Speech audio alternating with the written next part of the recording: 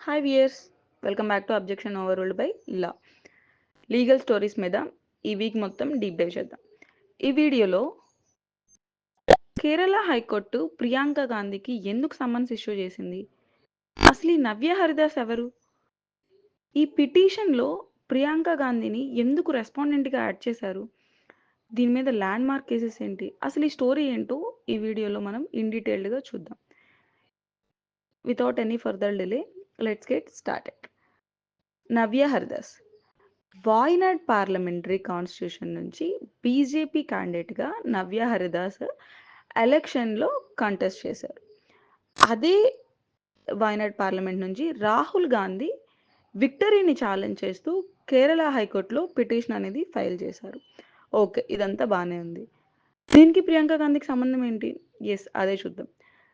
రాహుల్ గాంధీ తన ఎలక్షన్స్కి సబ్మిట్ చేసిన అఫిడవిట్లో ప్రాపర్టీ డీటెయిల్స్ అన్నీ చెప్పలేదని నవ్య హరిదాసు కంప్లైంట్ చేశారు.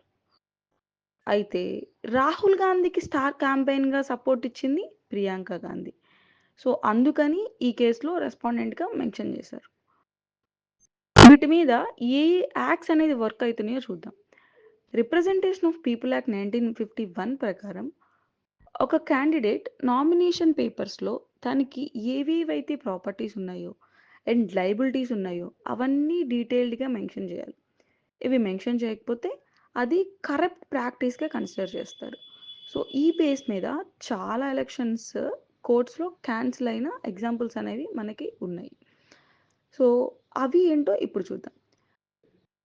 2022లో మైసూర్ మున్సిపల్ కేసులో కూడా సుప్రీంకోర్టు చెప్పింది ఏంటంటే, స్పౌస్ అసెట్స్ అనేవి కూడా డిస్క్లోజ్ చేయకపోతే అది కరప్ట్ ప్రాక్టీస్ అని కన్సిడర్ చేశారు.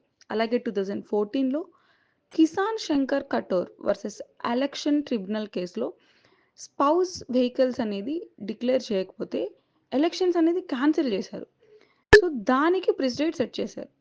1957 Indira Gandhi case, very famous landmark case, state of Uttar Pradesh versus Rajnath నారాయణ్లో సుప్రీంకోర్టు ఇందిరాగాంధీకి ఎలక్షన్స్ అనేవి మిస్యూజ్ ఆఫ్ ఆఫీస్ గ్రౌండ్స్ మీద చేశారు అని చెప్పేసి అది ఎలక్షన్స్లో హైయెస్ట్ లెవెల్ కరప్ట్ ప్రాక్టీస్ని ప్రెసిడెంట్ సెట్ చేసింది.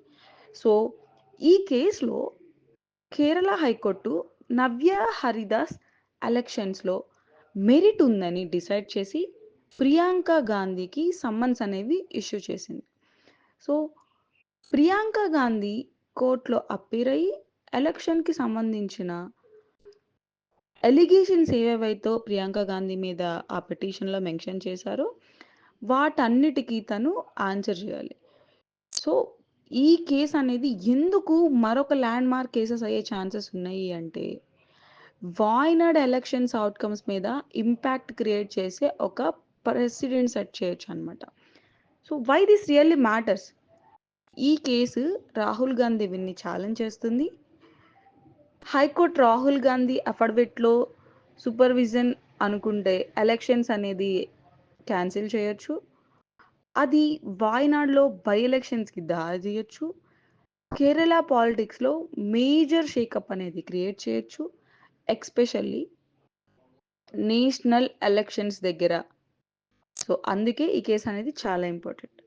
ఓకే, అసలు ఈ ప్రైవసీకి పబ్లిక్ ఇంట్రెస్ట్కి డిఫరెన్స్ ఏంటో చూద్దాం.